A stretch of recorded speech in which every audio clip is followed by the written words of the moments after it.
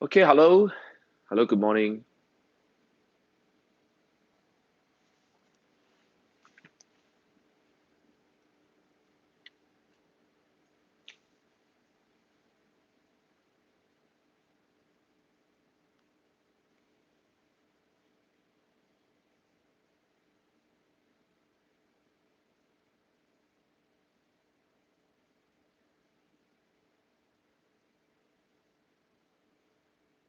Hello.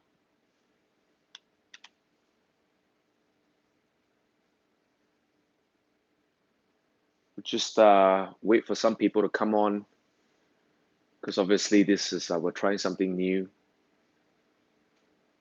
Hi there. If you're already on the channel, I think you're gonna have to log in to be able to write comments and stuff.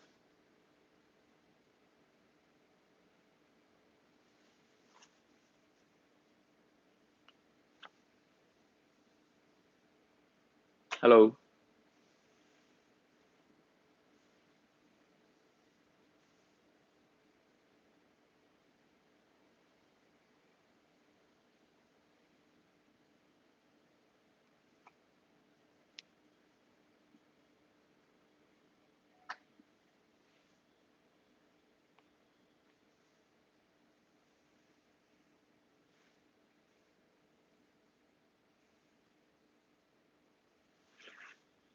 Hello. We're just there.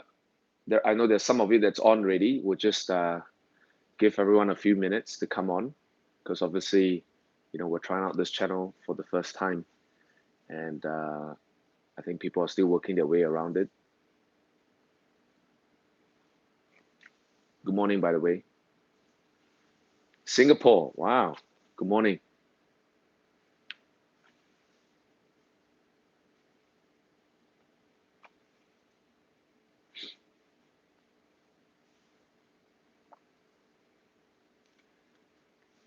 Let me just see if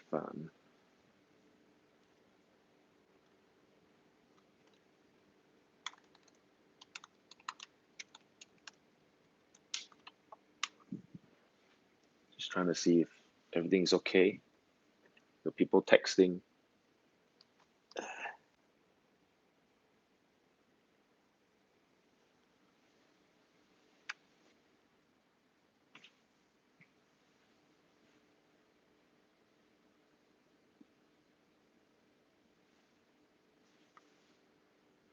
Indonesia. Wow. Good morning. How you doing?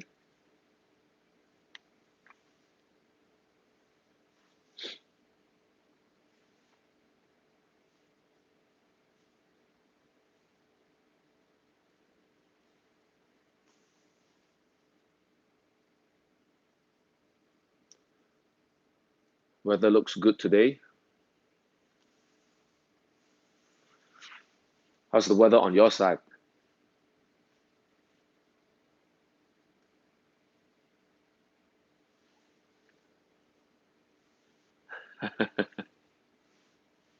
Great.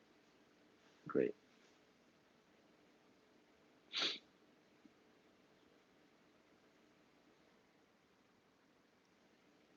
Okay, people are starting to figure their way out. Some of them are coming on now. So I know this is again, we're trying this to do this YouTube live for the first time for quite a lot of people. So we'll just give them a few more minutes to figure it out, find their way around.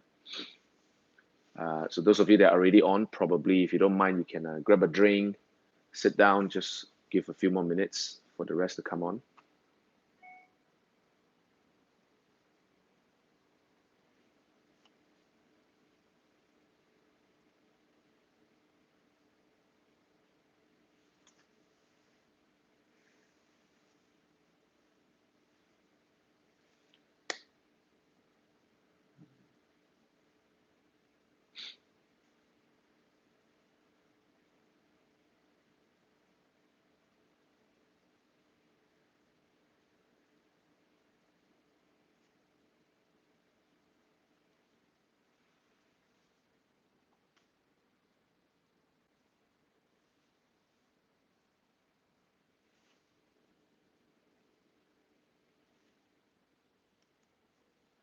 Let me see if I'm just gonna send a couple of texts out to make sure everyone can.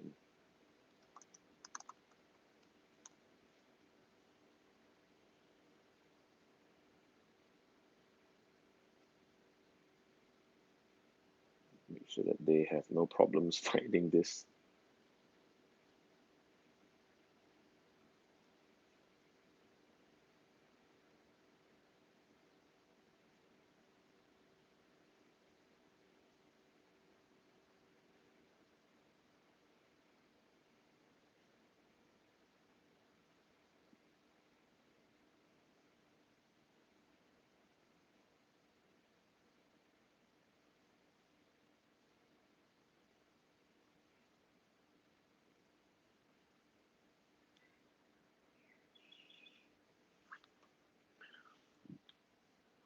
Okay.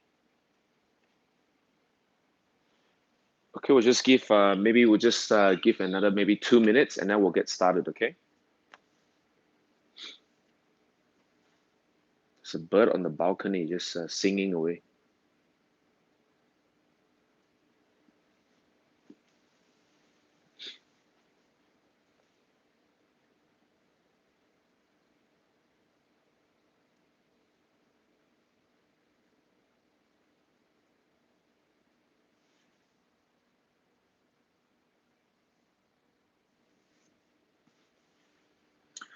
Yeah, hi, thank you. Family's great, you know.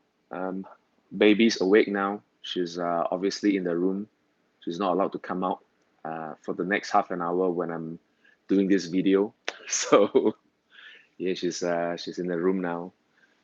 And yeah, everyone's good. Thank you very much. Thank you for asking. How are you? How's things in Singapore? How are things over there?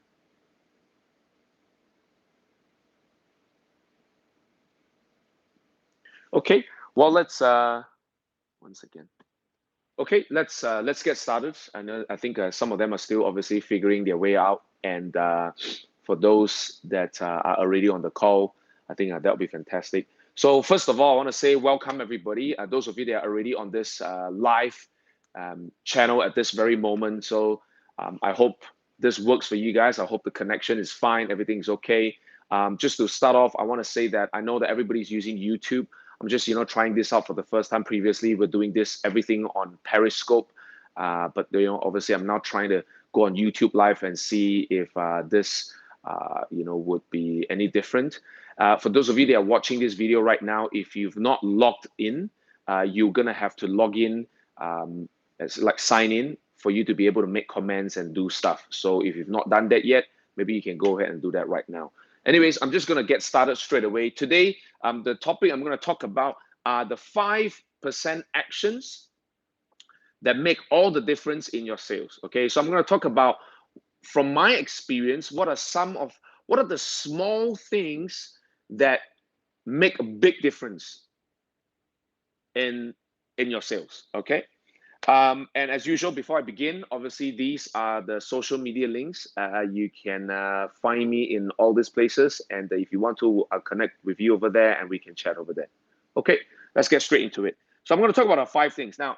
From my own experience, obviously I've been in sales for the last 16 years, and some of you would know I started out with no sales experience. So going back 16 years ago, I actually had no sales experience myself. And stepping into sales for the first time was, in some ways, I think a bit scary for me. I thought it was like, okay, I don't know how I should do this. And I think it took me at least 3 to 6 months before I would consider myself what you call maybe consistent at it. Like I didn't really know what I was doing maybe in the first few months. Like I was just, out there. I was just bouncing around, talking to people and trying my very best. I was hardworking, but I, maybe figured it out only after about 3 to 6 months. So then obviously after that, I became really good at it, and I learned a lot in sales. And I think today what I want to do is I go back in time and I'm trying to think of, okay, there were moments in my sales career, especially early on, that I did really well and I didn't do really well. And then obviously, I remember back in those days, I had to do some kind of review or reflection to try to understand why did I do well and why I didn't do well. What were the differences? And what I realized was that the differences were not significant. It wasn't like, oh, I had to do a major change like this or a major change like that, like, big difference.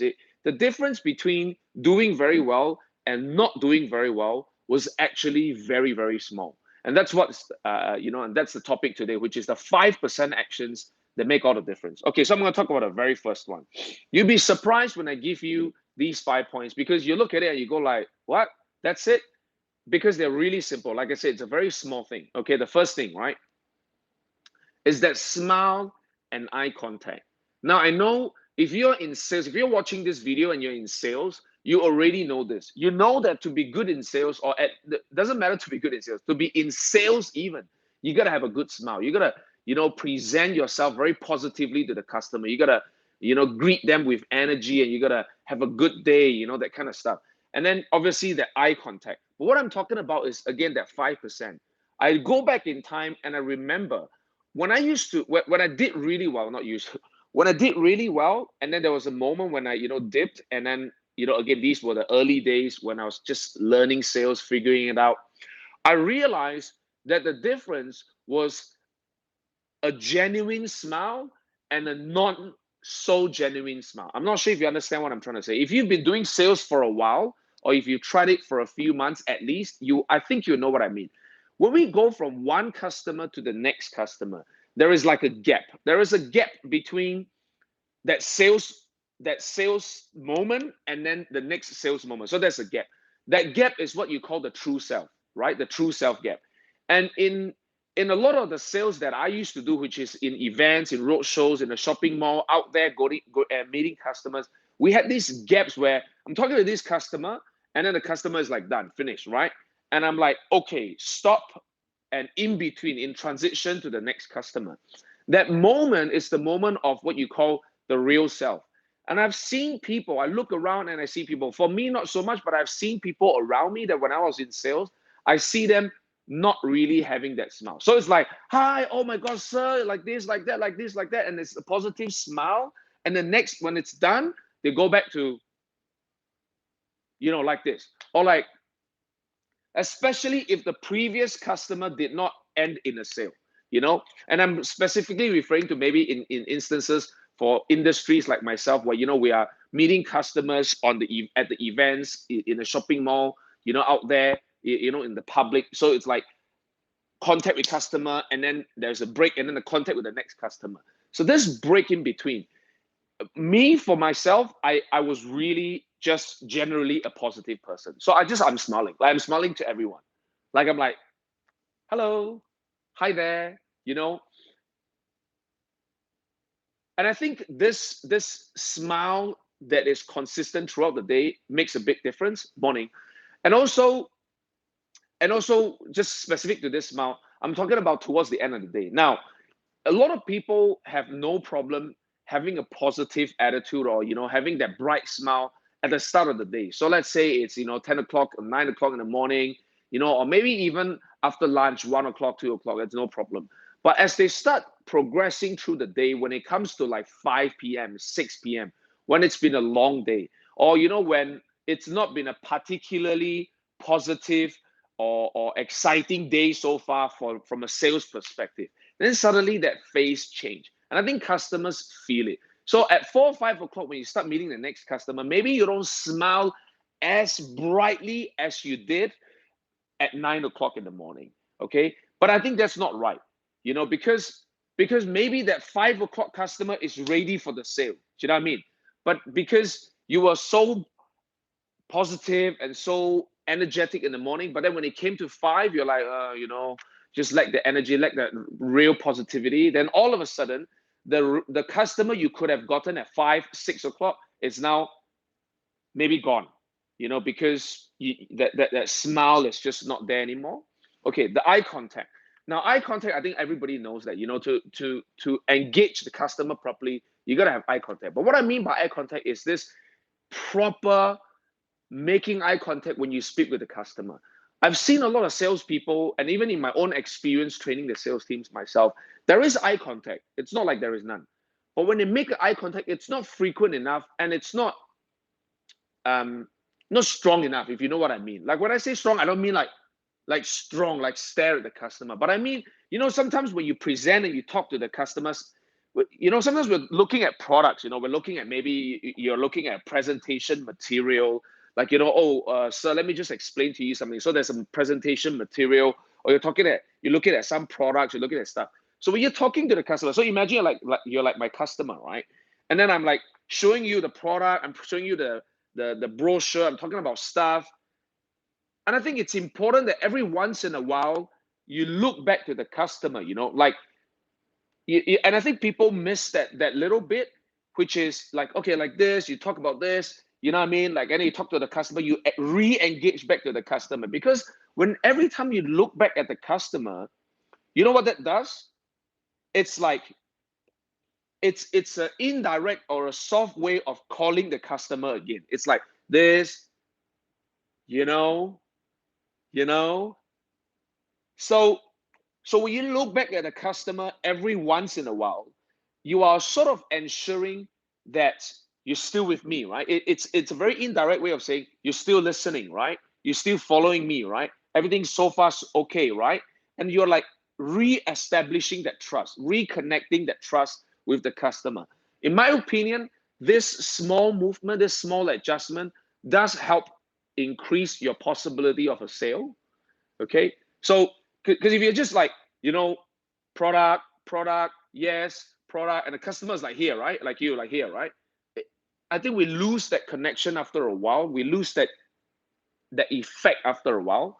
So I just want to talk a little bit about that. So I think the first point is really quite straightforward. It's not so much um, a massive difference. But the second one here, this is the interesting one, right? Point number 2, the extra energy. Okay, now what do I mean by that? Okay, here's the good one. So when I started off in sales, I had a really good start, right? So 16 years ago, I kicked off, and then I just did really, really well at the beginning. Then after about a month and a half, 2 months and a half, my sales really started to come down. Like it really dropped. And I didn't understand why, because I'm selling the same thing, I'm doing the same stuff. And the question I had for myself was, if I started out in sales, if I was brand new and had no experience and I know nothing, and I could do this, now after a couple of months, I have some experience, I have some, I know what I'm talking about, but I'm doing this. Not significant dip, but like maybe 20% lower. So I asked myself, I said, that doesn't make sense, because I'm actually more experienced now and I know more than what I was talking back then. So why am I doing less sales? I should be doing more. I should be doing 20% more. So I go like, I don't know what's wrong. And then every day I go out, I tell myself I'm doing the same thing. Like I don't understand. So then what I did was, here's the funny thing, right? I went out with the people I trained. So I actually, the people I trained, I said, look, can I go out and let me watch you again? So what's funny was, the people that I trained, I went out to watch them. I said, let me watch you. And when I watched them, I realized, oh my God. I said, like, I know what's wrong. It's that 5%. That 5% energy. Let me explain to you what I mean. Last time, previously, when I first started out, and when I was new and everything, I was hyped. I was energetic, right? I was bouncy. I was like positive. So when I met a customer and I talked about stuff, I'm like real, my eyes were like, yeah. So when the customer gave me some information and I responded, again, not in a fake way, I responded with energy. I was like, really? Wow. Like, so it was like, wow. When I said congratulations, because when a customer qualified for something and I said congratulations, I was like, oh wow, congratulations. It's like real stuff, right? I'm exaggerating a little bit for you on video, but obviously in real life, I don't do it like that. But you understand what I'm trying to say? Like I do it with energy. I go like, oh, Okay, that's great. Wow, energy. Yeah, like this or like that. Wow, congratulations. I say stuff with that that sizzle, with that enthusiasm, with that energy. But then as you do it over and over and over again, after a month, 2 months, after a while, when you repeat the same conversation, the same process, you talk to the customer about the same thing, it's inevitable that the energy drops. You lose that sizzle, you lose that little spark in the eye, you lose that that wow when you talk to the customer, you just lose that. So I know it sounds very, I don't know if you understand what I'm saying, and I don't know if you personally have experienced this yourself, but I think when you look back at the very early days when you didn't know what you were doing, a lot of you will probably have that energy because you didn't know what you're doing, and you were positive and you're excited and you're starting out, and so therefore you just do that, right? But then when you do the same thing, or at least if you've been in sales for a few months, a year, a couple of years, or you've been selling the same product for a long time now, we lose that spark. And you know what's funny? When I went out and I watched my trainee do sales, it was that spark was the difference. I had the same thing, I said the same thing, but I just lost that feeling, the feeling that I gave to the customer when I gave them this look, when I gave them this energy, when I shook their hands. It just didn't feel special. You know what I mean?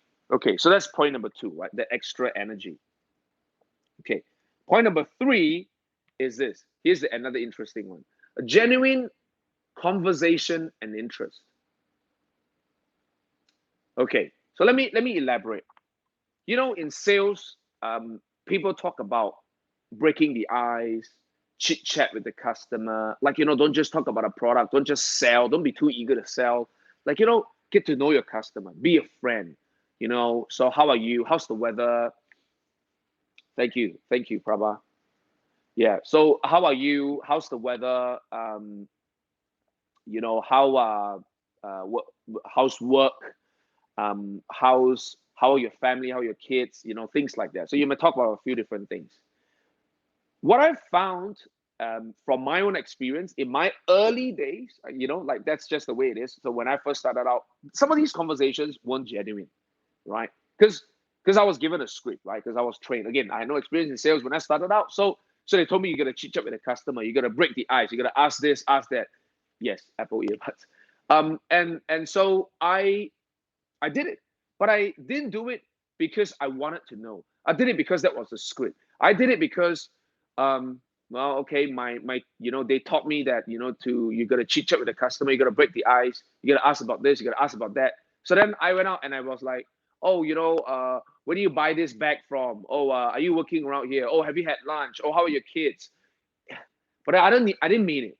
Like, I didn't mean it. I just did it because it was like part of the checklist. I had to say hi, I had to greet the customer, I had to shake their hand, I had to break the ice, I had to ask them about family, ask them about weather. I just like, it was like tick the box. I just, okay, let's get it over and done with. And very often I would get customer who will break me right there and then and say, okay, let's get straight to the point. Never mind the chit chat. Let's get straight to the point. Like, I don't know if you get that, especially if you're new to sales. I'm sure you will get that from the customer. Like, that's okay. Let's get straight to the point. And I think it hurts. It hurts when they say that to you. It sort of breaks your ego a little bit. It makes you feel a bit sad because although we're not genuine when we ask that question, it still feels bad when they tell you, all right, that's fine. Let's get straight to the point. It's like, okay, uh, that's those were the things that happened to me. So then with a bit more experience after a few months, practice and stuff like that, I then found the difference is that when you want to do break the ice, when you want to do a chit chat, you gotta be genuine. Like, you have to genuinely, if you want to ask the person about the shirt, say, oh, sir, that's a nice shirt. If you really want to talk about the shirt, really like the shirt, right? When I talk about the weather, really ask about the weather. So I'm not sure how I can explain this, but it will take some time. Hi from Indonesia. Hi there. You need some time to practice this, but be genuine with your customer. try to really want to know something. You want to know about their job. You want to know what they're working as and how's their work. Really ask, how's their work? You know, you want to know about whether they had lunch and stuff, like be genuinely concerned. Have a genuine conversation. Dare to stray away from the conversation of your product or your sale and enter the conversation as a friend, as a human being, and talk to them. And just say, hey, you know, how are you? How's things? You know, like really get to know your customer. So that genuine interest will show, because you are not just randomly throwing one or two questions. You are actually having a conversation, and that one or two question might lead into another two or three, or lead into another five, six, seven further questions. Because if it's genuine, the direction of the conversation actually will go that way. You see what I'm saying? Yeah. But if it's not genuine, then what you will find is one question, two question, and then that's it. You've run out of questions. You're back to the topic of what you're selling again. Okay. So having a genuine interest and conversation is important. Okay. Number 4. Okay. Facts, examples, real examples, and stories.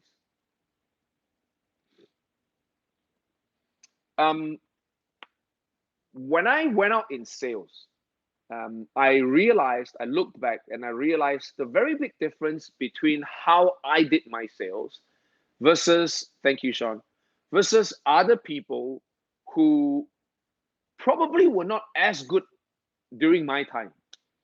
I noticed there was a significant difference. There was this one area that was just different. I did my homework. I know a lot of you would know that if you've read anything about sales or asked anyone about sales, they'll tell you this. But I need to highlight this because I really do my homework before I go out and do my sales. I know what I'm talking about.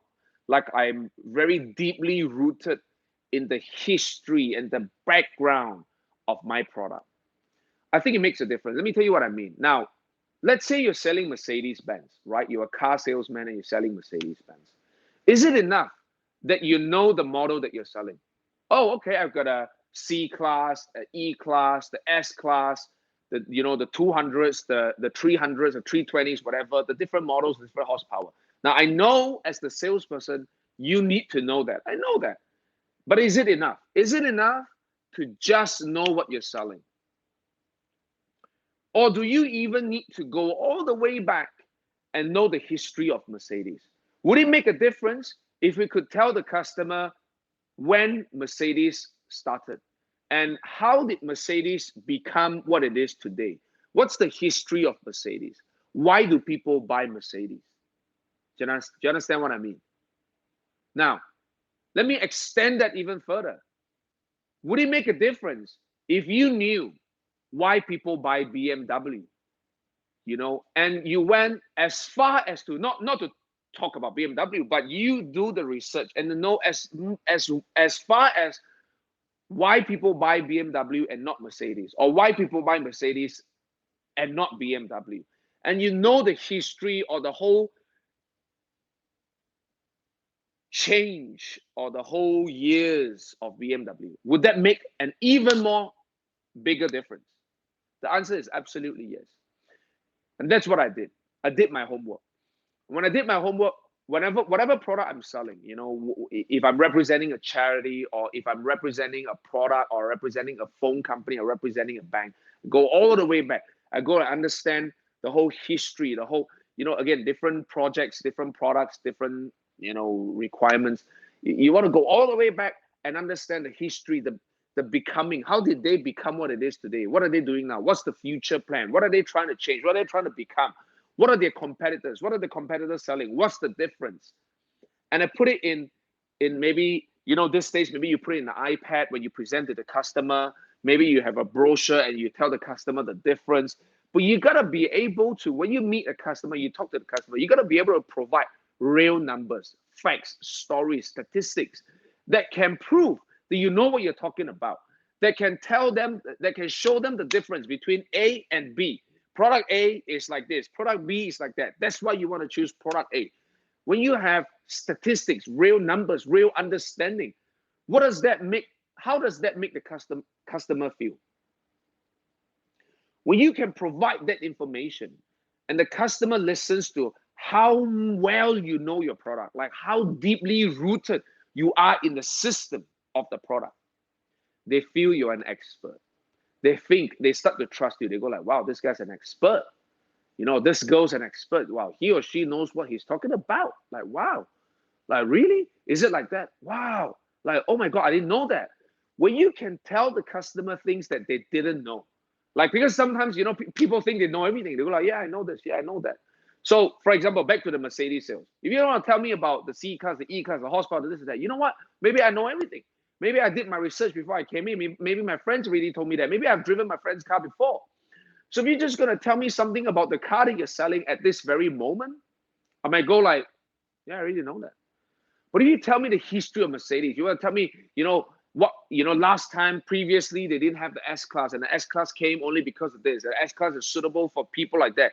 They started the S class in 1980 because of this. Again, I'm just randomly saying, right? Because of these group of customers and these people were like this, like that. Then I'm like, wow, really? I didn't know that. Okay, I connect with that story. So you want to make sure that you impress your customers, not intentionally, but you impress your customers because you know what you're talking about. You go all the way back. You know so much about what you're selling, about what your competitors are selling, that they start to trust you. They go like, you're an expert. I believe what you say. Okay, cool. Point number 5, which is the last point. This is an interesting one, right? After sales service. Okay. Let me tell you what I mean. Now, when I started out in sales, and because my type of sales are very transactional type of sales, thank you very much, very transactional type of sales. Again, there are different types of sales. I mean, if you are in relationship selling or transactional selling, of course, if you're in relationship selling like property, insurance, and stuff, there is no question you got to have a good relationship with your customer. But because I was in transactional selling in type of industry, I'm the kind that, we're in the kind of industry that you meet a customer, you sell something, you might not meet the customer ever again. And so my mentality was, I'm not going to meet the customer again, so why bother, right? And I'm like rushing from one customer to the next customer. So I'm like, okay, pitching this customer, and I'm obviously very genuine, I'm very positive. And I don't know this, right? This is my real story, right? So by the time I'm done with the sale, when the customer signed on the form, usually there are a few things we got to sort of remind the customer, like maybe there's like 5 things. So just so you know, the first credit card deduction will take place on this day. This will be a monthly regular deduction. This will be this will be that. Like, there are few things you want to remind the customer, or let's say they purchase something, you want to tell the customer, oh, on the 5th next month, the person will come to your house and install. Make sure you prepare this, make sure you prepare that. I mean, there's just a few things you want to remind the customer. Usually that's the case. And I have a few too. And I remember back in the days, because I was rushing to go to the next customer, I'm like, okay, this customer is done. Let's go. So what I then did was I was rushing through. I was rushing through my explanation. I'm like, okay, let me just explain to you a few things. Bang, bang, bang, bang, bang, bang. Okay, done. Let's go. So the fact is, I did explain what I had to explain. I did tell the customer what I had to tell the customer, or at least in my mind, that's what I did. But then over the next few weeks after, every time after my sale, the next week, the week after, I'd have people call up and cancel. And the customer service center people, they will meet me the next week morning, Monday, Tuesday, they meet me. They say, hey, Chee Wai, you got cancellations again. You got a lot of cancellations again. I'm like, why? Well, the customer said they didn't know this. The customer said they didn't know that. I said, like, bullshit. I told the customer everything. And my customer service people will be like, nope, the customer said they didn't know that. Nope, they don't know this. Nope, you didn't tell them that. I'm like, this bullshit. I told them that. So I'm frustrated, right? Because I get this customer service people blaming me, saying that I didn't tell the customer. I got these customers canceling, because they claim I didn't tell them that. And I'm here absolutely make sure that I've told them. And I'm like, this is bullshit. But hey, Maybe, you know what? Maybe I was too good at sales, right? That's what I thought. I was too good at sales. Maybe I impulsed them too much. And then they woke up the next day and they go like, yeah, I think I don't need this anymore. I'm going to cancel. And it's not my fault. It's not my fault that I was just too good, right? That's what I thought. But then I realized that's not true. From my experience, it happened so frequently that I said to myself, something is wrong. I had to find a change. I had to find a way to change that because I didn't like that. The one thing I also realized was that I was always afraid to meet my customers again. I don't know if you feel the same way, right? Some of you might. Like I was afraid. Like I've done the sale, the customer's gone. I'm so afraid to meet my customer again, right? Again, remember, I'm in transactional type of selling, right? Why? Because I just get this feeling. I mean, some of you will know what I'm saying. I get this feeling that they're gonna come and cancel. Like, actually, I changed my mind. And I just really hate that feeling. I hate that feeling of, oh, I'm not sure if I want to meet my customer again. I'm just so scared. So if you feel that way, if you know what I'm talking about, if you're new to sales, you know what I'm talking about, then I think you're going through the same process as me. The after sales service is poor. So I learned, I reflected, and I changed.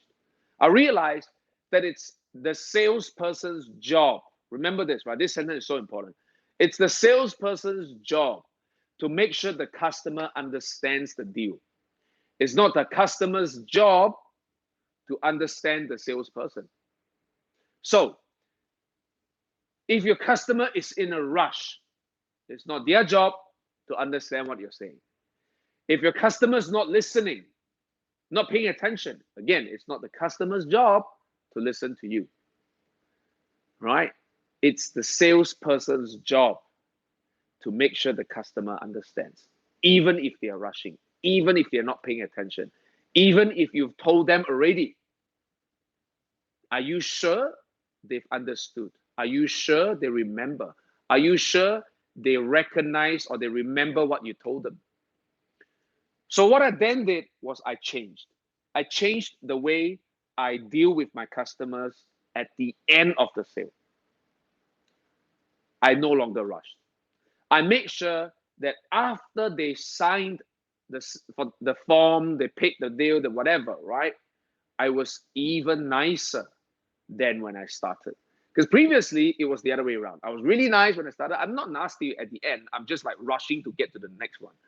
But I was rushing after they signed, right? After I've done the sale, I'm like, okay, it's done, let's go. Now I change. I'm even nicer after the sale because they're my customer now. So I made sure I wrote down, what I did was I had a list and I, read them through with my customers. Say, hey, sir, can I just, can you read this 5 points with me? I have to make sure that you understand these 5 things before we leave. So number 1, bang, bang, bang, bang, bang. Number 2, and read it slowly, eye contact, go through, make sure they understand. So you understand all these 5 things. Yeah, no problem. Any questions? I want to make sure that I was slow and calm and that they know and they remember what they signed up for, right? And at any point in time, if I feel, again, this is an additional point to this, right? At any point during my sales process or even at the end, if I feel that the customer is not completely convinced, I offer them the opportunity to cancel, to withdraw back. And I say, like, sir, you don't look convinced or you don't look sure. Are you okay? Because you don't have to sign today if you're not sure. Because you don't have to buy today if you need time to think about it. Like I offer that, And of course, I don't want them to cancel, but it allows me the opportunity to fix the problem straight away. Because if they just look unsure, you don't want to quickly get it over and done with and run away. That's not what you want. You want to make sure you deal with their concerns, their questions straight away. So I did that. And it significantly changed the situation. I no longer had cancellations. People really liked me. The feedback was very positive. I was absolutely not afraid to meet my customers again, even though it's transactional selling. I have no problem because they remember me. I remember them. It was a genuine connection, and there was no problem after that. Okay, cool. So, guys, like I said, these are just the 5 simple things and the 5% actions. Again, like I said, you know, right at the beginning, these points. Please advise me. Yeah. Okay. Well, maybe we can do that in a separate video next time. See, the thing is, these points are the small things that make a big difference. For me, when I started out in sales, and then you know, I look back in time, I wanted to share this with everybody, especially if you're brand new and you're starting out in sales. I'm sure these few points will be able to help you out. So just to finish off, obviously, if you've not subscribed to this channel, I think if you found this channel, that would be fantastic. And if you've not subscribed, I think there's a subscribe button right there. You can click it. And, you know, as usual, if you want to, I'll see you on social media and we can connect there. And I will have other calls in the future. Okay. All right, then. I'll see you all next time. Have a nice day. Sean, I'm sorry you got disconnected, but don't worry, you can come back and watch the video again. Yeah. All right, then. Take care, everybody. Bye-bye.